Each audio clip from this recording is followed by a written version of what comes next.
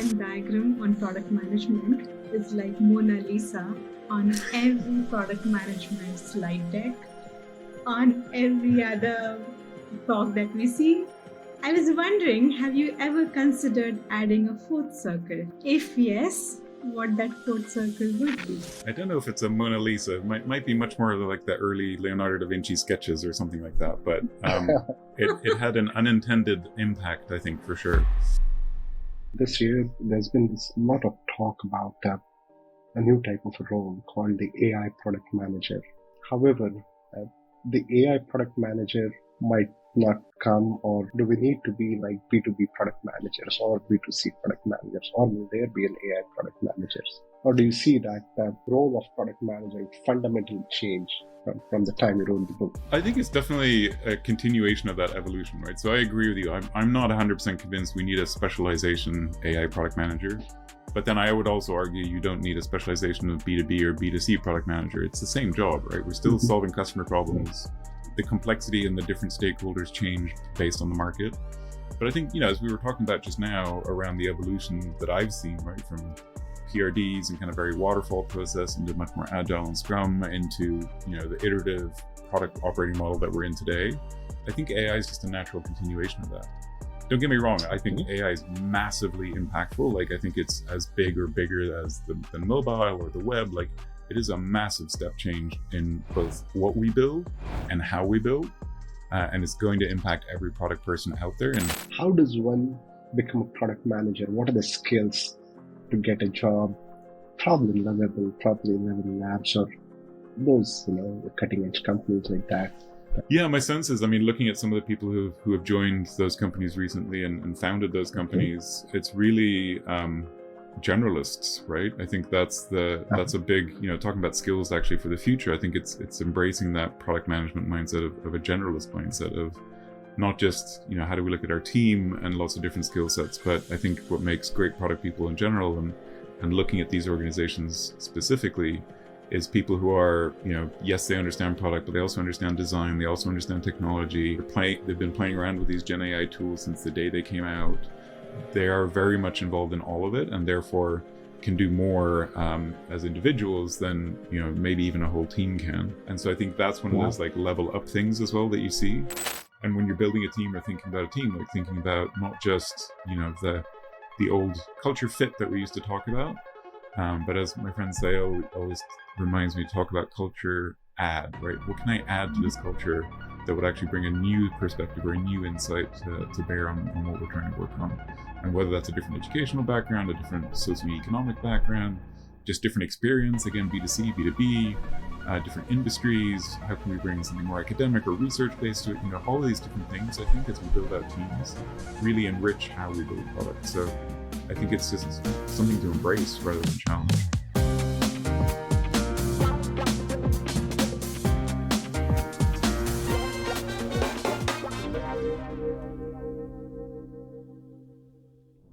Hi all, welcome to the Priceless Conversations, the podcast where we navigate the art and science of product management, automation, AI, and pricing. We do this with a mix of wit, wisdom, and an occasional dashboard war-related story. Hi all, I'm Satya, a scientist who found her way into product management and the world of AI and automation. And yes, I still use a lot of research, data, and connect a whole lot of dots across domains to solve problems. And I work on product and pricing and spend most of my time helping teams figure out what it is worth building and how to price it. Sometimes that means fixing messy dashboards, sometimes asking uncomfortable questions. Either way, I'm here to keep it real. Today's guest needs a little introduction if you've ever looked up anything about product management. He's one of the most influential voices in the field. He founded ProductTank, co-founded Mind the Product, both of which have become foundations of the global product community. His work has shaped how thousands of product professionals think, lead, and grow, including many of us here today. Ladies and gentlemen, please welcome Martin Eriksson. Yay! Thanks so much for having me. Good to be here. So, Martin, I'll start with a question on a very famous diagram. So your Venn diagram on product management is like Mona Lisa on every product management slide deck, on every other talk that we see. And I've also included on my LinkedIn banner, the three circles. And um, I was wondering, have you ever considered adding a fourth circle?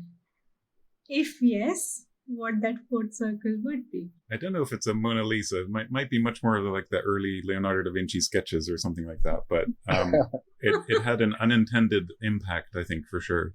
It was just, I'm very much a visual thinker, so it's just a way for me to kind of start thinking about what we do as product people and as product teams, I think, most importantly. I have thought about the multiple circles. I think the problem is I can't stop with one more circle. I kind of at one point drew one that just, ended up being one of those like squircle things. And basically, you can add so many things into this. You can add data, analytics, you can add, user research, you can add marketing, you can add, lots and lots of other skills and talents that are needed in a fully rounded product team. So I think the challenge is, where do you stop? And which is why I think when we come back to it, it tends to be those three that are the core, right? Absolutely. Yeah. Those three circles were part of the product tank and Mind the Product and MTPCon as well. In fact, I have one of those circle stickies on my laptop. So yes, the shaped our thinking. Well, in fact, just going back to that product tank and Mind the Product, what was it that kind of led you to feel that let's start Mind the Product? How did you envision its impact on the product community now? Well, as you said, it started with ProductTank, right? It started with just a simple meetup. I was a VP product at a startup at the time, so I'd gone from kind of a bigger company, a bigger organization, where there were lots of product people and lots of people to have discussions with and conversations with and kind of learn from, to being basically the only product person in the company. The designers were picking on me, the engineers were making fun of me, so I was like, who are my people? Who do I go talk to? And over time, I did build a team in that company, but the first answer was, well, how do I go meet some people? And I was surprised to find that there wasn't really anything, right? There were no meetups, there were no communities, there were no kind of associations, nothing really in the UK at the time. And so I just got my boss to put a few £100 behind the bar to pay for some beers, found the space behind an old pub or a pub/bar in London. I think we were about 24, 25 people the first event. I had two friends basically that I knew come and be the first speakers, and kind of share their stories. And then we had some beers, we had great conversations. And it was pretty immediately obvious that I was not the only one that had this kind of sense of loneliness in product. And it just took on a life of its own. So very quickly met Jana and Simon, who were starting Product Camp in London at the time. And we decided to kind of join forces. And so we kind of ran it together, and I think we ran 2 or 3 more meetups. We ran a Product Camp in London. And then that's when we decided that, we needed something that kind of connects the dots for these, right? And continues the conversation when we're not in person, face to face. And so we just wanted to think about, how do we start a blog, and how do we start something that's a bit more online and lives between these events? And that's when we started Mind the Products. The name obviously came from a joke, a kind of London joke about Mind the Gap, which you hear all the time on the tube here in London. And it became very localized, which is also just showing the intent. That was all we wanted it to be, a London event and a London community. We had never thought that it would get as big as it would. And I think the success of it is because it was that genuine and authentic, right? It was just 3 product people, and soon we added, more people to the team. We had James come and join to help us on the commercial side. When we were on our first conference, we had Annalisa come and join to actually run the thing. But very quickly, that authenticity, I think, meant that it was just very genuine. And it was just product people learning from each other. And it's why I still, ran it for 12 years, but still love being part of that community, is to learn from everyone else, right? It truly has been part of our journey as well. Starting Product Tank here in Pune, and then attending MTPCon. The kind of show and the huge conference. It's a huge learning opportunity for all of us. And Yes, built a community. Well, thank you for all the hard work you're doing for the community. I think that's the most amazing thing, right? Is meeting everyone who's out there building on the community and building it locally. Because we helped set some frameworks in place and hopefully gave you some tools, but the success of the Indian community is down to organizers and coordinators like you. So thank you. And then we had the World Product Day every year. Yes. I think it's becoming bigger and bigger each year. This year we had 90 meetups. Just And World I Product. think, Satya, you had the largest meetup in Hyderabad. Yes. Actually, in Hyderabad, this was one of the first ones, and in the main innovation hub of the state. So basically, it's called T Hub. So it was quite an impact. Yeah, and I think that was. I think the credit for World Product Day goes to Jana Basto, who kind of came up with the idea that we should figure out something to celebrate and make up this day, basically. And it was something the whole team then got behind. And I think it was just a way for us to figure out how do we connect all of these ProductTank meetups, because again, they're very local, and that's what makes them successful. But then how do we make sure that we try to connect them as much as possible with each other? And World Product Day was just a great excuse to start connecting the communities. And it wasn't just about product tanks, right? I think there are other meetups and other people who get involved and want to do things on that day in other local communities. But this was a way to connect the dots again and connect everyone with each other across all these time zones and distances that we have, and kind of just share what we're doing with our craft. And I think we saw that even more this year, right? With some of the online events that we're really trying to connect it. And I think one of the first ones we did, we actually tried to have a 24 hours of ProductTank. So there was like a meetup happening somewhere in the world every hour for like 24 hours. So we were just trying to figure out ways to connect those communities and bring people together internationally as well as locally. So Martin, like in today's world, product management is kind of understood, or more largely understood, as product management in tech, in automation or in AI and all. However, when you started at Financial Times, it was a more traditional product management, isn't it? Like, what were the key takeaways about the product development and management in the traditional media environment? Yeah, and actually even before that, because my first product job was at Monster, the job board, in 1999, showing my age there. But that's really where I learned what product was and how powerful and amazing it can be. Wisdom, but also showing, learning a lot of the lessons of how not to do it, I think. So back then we were definitely, writing massive product requirement documents. We would spend like 6 months writing, everything about this one feature that you might want to think about, and then talking to mainly stakeholders, not customers and users, and kind of, throwing it over the wall to engineering, and 6 months later, something completely different would come out.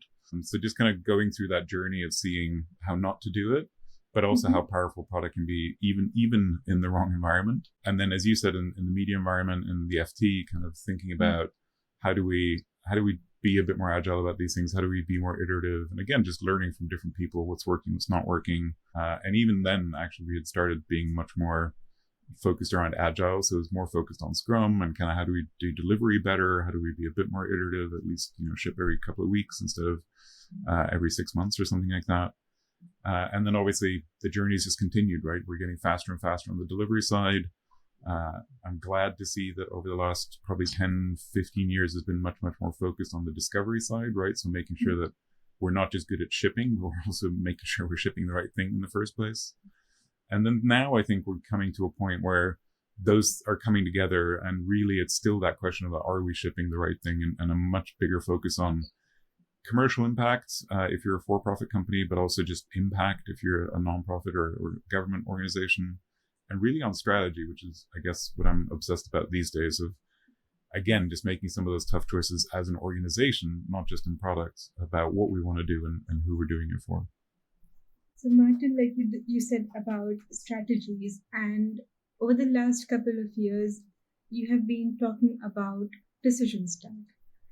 Can you please elaborate on your decision stack model, and how is it making effective product decisions? Yeah, so this started as a talk actually at Product at Heart in Hamburg for the leadership group in 2019, I think.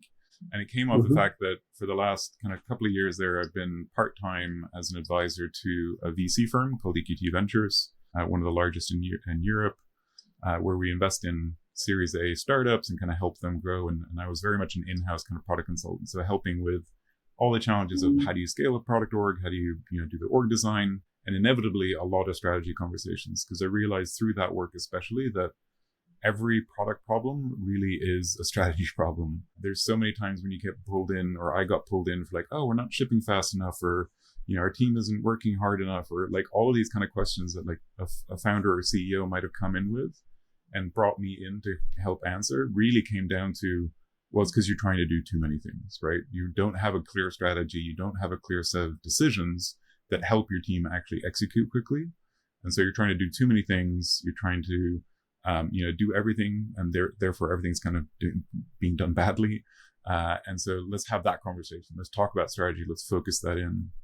And so that mental model is really there to help remind us that, especially as companies grow, we have to be mindful of all those decisions that we make. And so from the top down, it starts with vision and setting out where we want to go and kind of why we're here, the kind of mission, something really motivating for everyone on the team of, what we're doing and why it's important.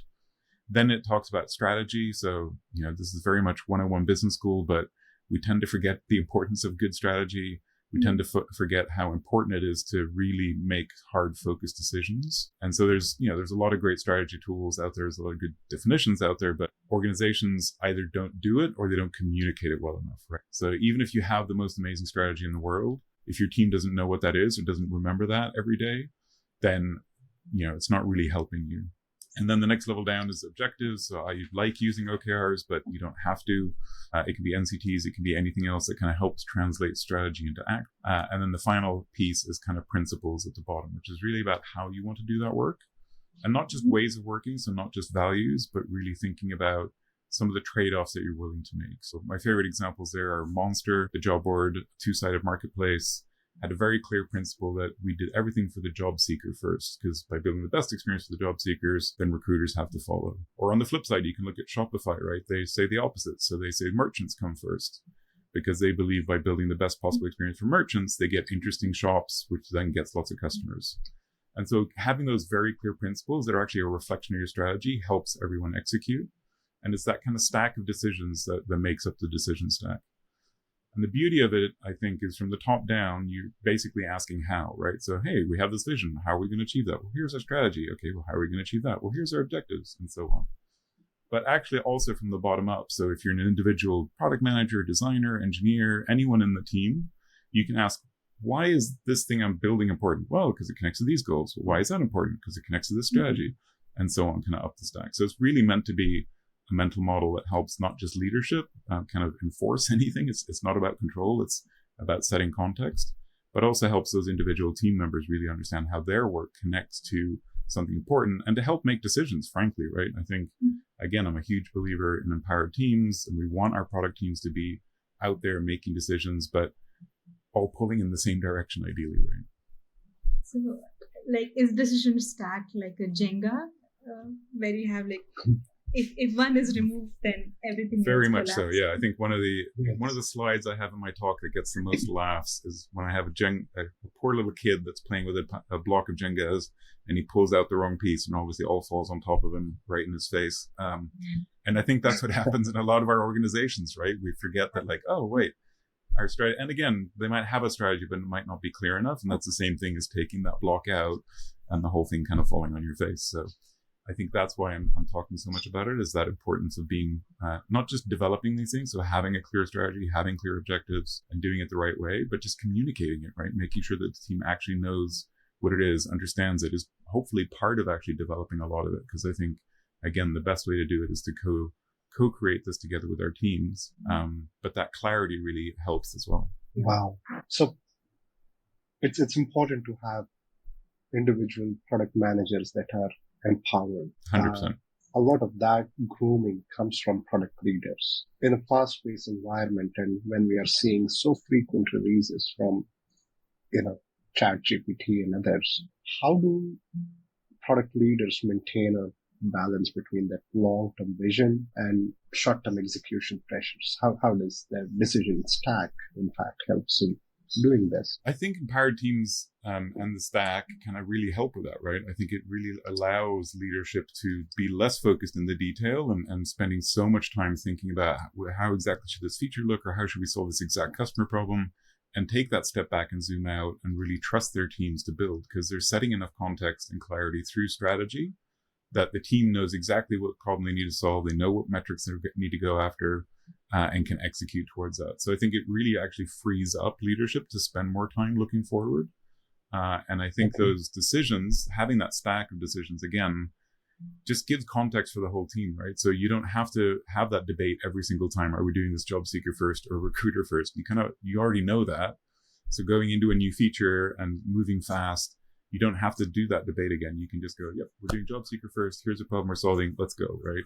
So hopefully these decisions, again, they stack up. They kind of help you actually move faster and not get in the way. So you're not over egging it. You're not repeating these things. You're not having that debate over and over again. And again, I think it's really empowering for individual teams to kind of execute towards, but also for leaders to actually know that, oh, this is my job. I can step back.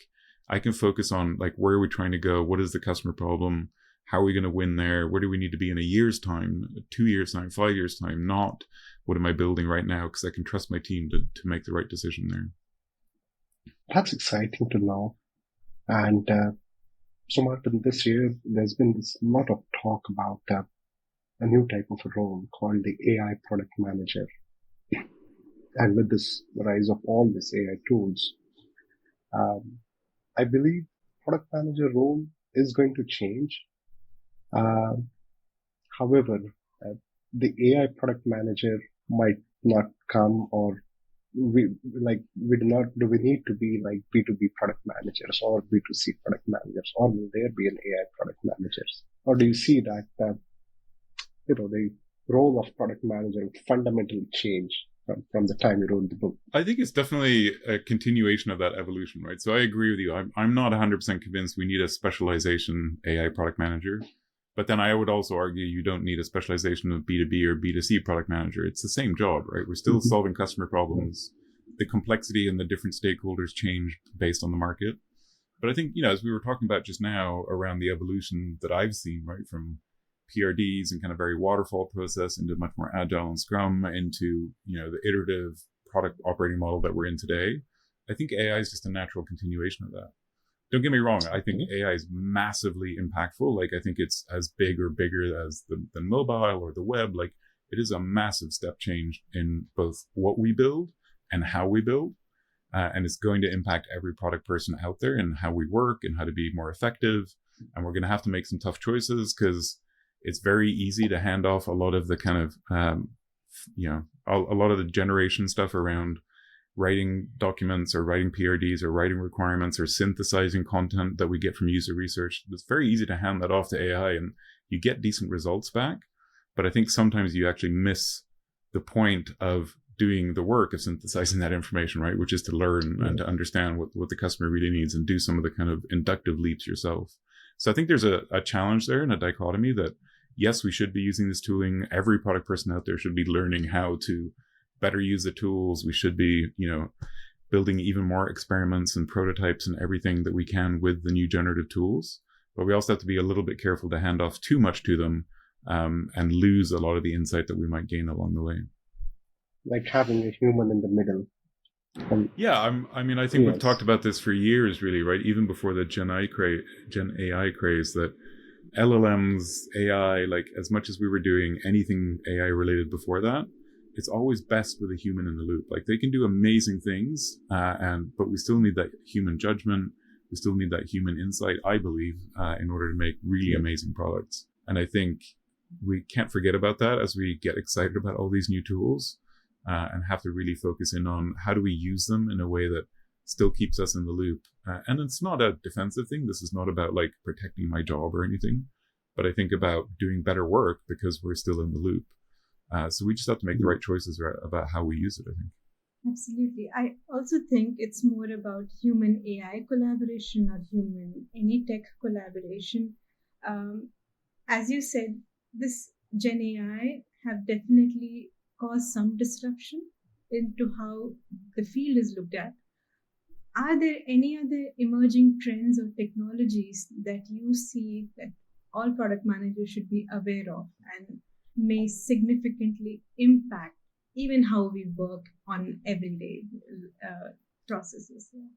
I think it's less about technology for me, but I think the other one, just coming back to that point, is really about strategy and business. I think we forget often in product that that is our role, right? If we go back to that Venn diagram, like we're the ones that are responsible for the business impact and value. And we have great partners in design and engineering who are responsible for the other sides. And not, again, that it should be that black and white and it's a team effort. But at the end of the day, like, we are responsible for making sure this has value, right? That this is delivering value to our customers and therefore to our business. And so I think we can't forget that at the end of the day, it is a business function. It is about driving results. It is about thinking, understanding how your business works, understanding business levers. And that's not to say everyone should go do an MBA. Like, I'm a college dropout, so I'm never one to kind of go chase that. But I also see some of the most effective leaders around me are the ones who've taken that step of learning a little bit more about that, making sure that they go have conversations with the CFO, making sure that they're understanding really how the business works, what's driving those results, what do the shareholders care. These are the kind of things that great product leaders really understand, as well as how do we build great products, how do we work with design and engineering and all the other parts. So for me, I think that's the biggest one that I frankly see a lot of people forgetting about or missing the point on. And I think AI is an amazing tool as well that's going to impact us, but I think it's just as important to make sure that we remember those fundamentals, right? Do you see any fundamentally things changing? The way product management, even across industries, is different. There's no one definition of product management. I think that's the beauty of it to some extent, right? I know it's a struggle sometimes for us in product that it's very hard to know what box you fit in sometimes and to present yourself, whether it's for a new job or to tell your family what you do, because it is a bit widespread. But I actually think that's one of the strengths, that we have all these amazing differences and insights and experiences that we bring together. Just looking at, those of us on this recording, like, we all have different backgrounds and different educations and different kind of experiences that we bring to the table. And I think product as a craft is richer because of it, right? So I kind of think it's, as you said in the beginning, we've matured a little bit in our definition and we have a slightly clearer understanding of what product is. And I think that's maybe enough. Like, at this point, I think it's good to have a little bit of mess in there and a bit of, differences of opinions. And I think it's that kind of natural conflict that actually brings out better product or ways of working and a better craft for product. And so I think it's really about embracing that and embracing that diversity of opinions and insights and experience. And when you're building a team or thinking about a team, like, thinking about not just, the old culture culture fit that we used to talk about. But as my friends say, always reminds me to talk about culture add, right? What can I add to this culture that would actually bring a new perspective or a new insight to bear on what we're trying to work on? And whether that's a different educational background, a different socioeconomic background, just different experience, again, B2C, B2B, different industries, how can we bring something more academic or research-based to it? All of these different things, I think, as we build out teams, really enrich how we build products. So I think it's just something to embrace rather than challenge. So do you also see that there's a need, or there are existing roles of product management in the venture space, because you are also advising a few? So why I'm asking this is, product management is mostly tech, and then we do not think about industries where you need product management or the roles exist. Yeah, I think this is one of those fundamental things around products, right? And whenever anyone says that, oh, we don't have product managers or, anything like that, someone's still doing the job, right? If you don't have the title, someone's still doing that work. And it's tech companies that might be the engineers, it might be the founders, it might be someone else doing it. But then looking across other industries, someone's still doing that. So I've advised a few companies that are doing, much more sustainability or kind of hardware or like deep chemistry things I can't really help with because I don't have that background. But they might not have product managers because it's not a tech company and they're not shipping every 2 weeks kind of thing, but someone's doing that work. Someone's thinking about how do I connect the dots between what our customers need, what our capabilities are, and what brings value to our customers and us as a business. And often that's the founder in an early stage venture company, but over time it might be chief operating officers, other roles that get involved, but someone's still doing that thinking. And I think that that's an opportunity for us as product leaders in tech or product leaders in the community to think about how do we actually encourage that thinking, and how do we share everything that we've learned about what works and doesn't work in that conversation with people who are maybe starting out to do it. And I think that was one of the really interesting things with ProductTank for many, many years.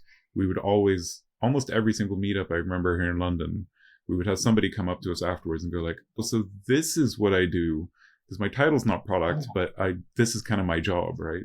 And that was mainly in tech, because that's maybe how they found us. But, you had all sorts of titles around web manager and digital manager and all sorts of stuff. And then by finding us as a community, realizing that, oh, I'm a product manager. Oh my God, there's all this information out there. There are books out there. There's so much research and studies and a community and so many things I can learn from. So hopefully that's something I want to do over the next few years, but hopefully as a community that we see more and more of that sharing of knowledge with other industries, right? So how do we take some of these best practices and hard fought lessons to other industries and actually help with things like sustainability and reindustrialization, electrification, and all these big challenges that we have ahead of us? So I had this, I recently read a report about this class of companies that are unicorns and have less than 50 employees, 11 labs, and so some of the similar ones, which is amazing and which blows my mind of how can this new age companies come in and with such less human employees and still command those sort of customers, those sort of mature products. Are we seeing some sort of an evolution where this could somewhere there means these are extreme, but there could be some sort of a norm where we do not see the growth with the number of people or something like that? Yeah, I think it's amazing to see, Lovable is a company here in Europe that's been doing amazing work with a very small team. They were probably on that list. And it's amazing to see. I think it's testament to show just how much value you can still deliver by leveraging new technology, by really thinking about a customer problem and how to deliver on that simply. In this case, using Gen AI, as we talked about, but I think it's not just about that. And then I think it's, I think we don't know yet exactly how some of this stuff is going to shake out. I do think a company like Lovable or 11 Labs, they are going to have to grow more. Maybe they probably won't be as big as, some of the last generation of big companies. Mainly, I think around things like support and, the size of engineering orgs. I think we've learned as well that just adding more people doesn't always get us to actually do more stuff, because the overhead, again, the decision stack above you of like all the decisions you have to make and all the coordination you have to do and all the dependency management and all that kind of stuff gets in the way. So I think there's a rebalancing there and a rethinking of, again, how do we leverage these tools to do better work and deliver more value? But I think personally, there's still sort of exceptions to the rule. I think they're amazing stories because they are so, they've built amazing companies and products with very small teams. But I don't think that means every company in the world is going to be that over time. I think there's going to be a mix, just like with everything else. There's going to be some leading, some lagging, but also some organizations where you can leverage Gen AI and you can do all this tooling and kind of not need as many people to run the organization, but somewhere you might still need lots of humans involved. So I don't think we know the answer yet, really. And I know that we are still exploring, but just a follow-up question to that. How does one become a product manager? What are the skills to get a job? Probably Lovable, probably 11 Labs, or those, cutting-edge companies like that. Yeah, my sense is, looking at some of the people who have joined those companies recently and founded those companies, it's really generalists, right? I think that's a big, talking about skills actually for the future. I think it's embracing that product management mindset of a generalist mindset of not just, how do we look at our team and lots of different skill sets, but I think what makes great product people in general and looking at these organizations specifically is people who are, yes, they understand product, but they also understand design. They also understand technology. They've been playing around with these Gen AI tools since the day they came out. They are very much involved in all of it, and therefore can do more as individuals than maybe even a whole team can. And so I think that's one of those like level up things as well that you see. But it's also a flip side, right? I think it's one of the challenges going forward is how do we think about developing the craft, not just a product, but engineering and design. If suddenly, you're going from teams of 10 to teams of 2 or 3 people, what happens to the juniors? How do we train up that next generation of product managers, engineers, designers? So I think there's going to be a pendulum swing back, partly because we need to think about, and not all the way. I don't think we're going to go from, multi-100,000 people organizations to 50 people back to 100,000, but like it might swing back to a bigger org than 50 at least, partly to think about all the things that come with growing organizations, right? How do we think about redundancy? How do we think about, someone needs to take vacation every once in a while. We need a backup for that. And then if someone's taking vacation, it can't just be a junior. So we need to think about how do we build a team that can support each other and learn over time. And eventually, inevitably, someone's going to leave the company because they want to do something different or take a slower pace, and we need to have someone in place to back that up. So I think we'll see a little bit of this kind of maturing out where the teams will grow a little bit in size again, because you want to develop that. But I think also just as humans, we need to be mindful that we need to think about how we're training up our replacements, really, how we're thinking about training up the next generation of products, engineering and design, and not just assume that we can get by with a minimal team forever, right? Yeah. And do communities have a role in that world? Communities like ProductTank mind the product and with such teams and with new age product managers, team sizes of 2. I hope where, so. Where does community lie in that? Yeah, I hope so. I mean, I think community is an incredibly important part of how we develop a craft and how you develop your individual skills, but it's not the only one, right? And I think especially in product, it's one of those where as Mind the Product, we always shied away from having certifications, for example, because we didn't believe that just by doing a course in product, you are now a certified product manager. You have to go do the work, right? You have to actually be doing the work in an organization to become a good product manager. And I think that's true for engineering and design as well. You can learn a lot in school or through a community or through the books, self-taught. Back in the day, I was very much a self-taught designer and coder. But to become really excellent at your job and to be, take that next level and get into leadership, etc., you have to do the work. So I think communities can be a huge part of that, and sharing lessons learned and what works and what doesn't, and how do we build at scale when we're small teams and all those conversations. But ultimately, we still need those jobs, right? Because we still need people doing the work in order to really learn it. So, Martin, communities like ProductTank have been a major part of my career too. When I joined, I was a researcher that transitioned into a product manager, and then to find people of my, who can understand me, I think ProductTank helped a great deal. How do you now envision the evolution of product communities itself in the next 5 to 10 years? Independent companies would have maybe smaller teams, but then how would community's role itself would be evolving? Yeah, I hope it evolves much as it has, right? I think it's about local communities, local, teams and people sharing with each other what they've learned, what's not working. I always felt the best ProductTank talks were the ones where someone could be really honest because it's a small local meetup, get up on stage and go, this is what we tried. It went horribly wrong. We ran headfirst into a brick wall, failed miserably. And this is what we learned from that, right? And I think those kind of really hard fought lessons, and you can do that in a meetup environment because it's small, it's local, it's not being recorded and broadcast over the internet, so you don't feel like, you're hanging yourself out too much. So I think that should continue, right? I hope that continues as we see ProductTank and other communities grow, that real honest learning happens at the community level. And I think that's even more important as we're trying to figure out some of these big challenges around, what does our job look like with AI in place or replacing us or not replacing us? What does it look like with a smaller team? How do we actually balance that? How do we work with our stakeholders to say that, look, yes, we can get a lot of stuff done with a small team, but we actually need to be a little bigger to have redundancy, and I might need to take a vacation and have those kind of conversations. And so I hope the community can continue to be supportive of that. But I also hope that the community can be something that encourages people to think even bigger, right? Like, how do we take some of these product insights and the things that we've learned as a craft to other industries, right? Maybe that's something that the product community can take a lead on and really encourage. We have huge societal, political, economical, and industrial problems in front of us, right? Whether it's climate change or other challenges. And so how do we maybe bring some of the things that we've learned to those spheres? And maybe that's something the product community can shift on and learn from, right?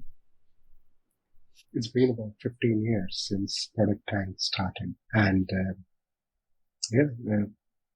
it's your legacy. It's been it's grown into a global movement now. And how do you see what kind of legacy do you see in the next 15 years? Is it the green plaque on that pub that says that Martin, Eriksson, and Venn started ProductTank here? Or something like that. First of all, that's so strange to me, right? I think, again, I just started it as a way to meet other product people, and that's all I ever wanted. Those first 25 people, that's all I wanted. That's all I needed. And I was very proud and very happy to support the growth of it, but also have to recognize it wasn't all about me, right? Yes, I started it, but we had an amazing team. Like Simon and Jana helped out so much. We had then Mark Abraham, especially, I think, really helped us grow it internationally. We had, people who came to ProductTank in London basically moved back home. So we had Iris who moved to Amsterdam and Graham who moved to Manchester. We're like, wait, there's nothing here for us. Can we take ProductTank with us? And that was the start of kind of that growth as well into other cities and other countries. And then from there, all the local organizers, all the local coordinators, like, you're the guys who are doing all the hard work, right? We hopefully set some stuff in place and helped with the brand and helped with some, again, lessons learned, what works, what doesn't work, how to think about this. But the success of ProductTank is down to all the hundreds and hundreds of organizers who created these meetups. So I really, I'm super proud of what it is and what it's become, but I can't take the credit for all of that. So maybe one day we'll have a blue plaque, one of those historic plaques that you get here in London around in this building, something happened. But again, I think product's one of those like slightly niche roles still. So I don't know if we'll ever be famous enough to earn one of those. But I think it's really about the fascinating thing for me and the exciting thing for me is to see the people who are coming out of ProductTank, right? So you think about those early attendees. I just did a post for World Product Day because it was the 15th anniversary. And I kind of look back at like, who are the people who are actually just attendees even at that first ProductTank? And you look through all of them. And I remember most of the faces and names now and looking through it. But you realize that 15 years later, right, they've all gone from being product managers to being VPs, CPOs, some are CEOs, some are VCs. And so I think that's the true legacy of ProductTank in these communities going forward is the success that's brought to everyone who's taken part in it, who's shared their stories, who's come along to the community, who's learned something from it. And hopefully seeing all of them go on and do bigger and better things and have an impact on not just our craft again, but our whole industry, right? So that would be the true amazing legacy for me. So Martin, people who are all listening to us, how would they reach out to you or learn more about the work? What platforms do you? So that's a funny one, right? I think one of the biggest things I miss is good old Twitter, right? I'm not on it anymore. I refuse to call it by its new name. We've lost some of those communities that we had online to connect with each other. So the easiest is probably LinkedIn. I'm just Martin Eriksson at LinkedIn. You can usually find me pretty easily. You can find my website, martineriksson.com, if you want to engage me for anything. And then I'm doing most of my writing now in public. And so I'd love feedback on the decision stack and everything that around it. Just go to thedecisionstack.com and you can find everything there. And we will include that in our YouTube write-up that we do. Thank you so much, Martin, for joining us today.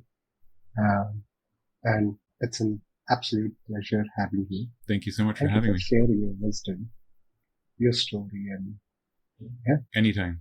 Thank you so much. And for the listeners, stay curious, stay connected. And if you have any feedback, please put them in the comment section or reach out to us on LinkedIn.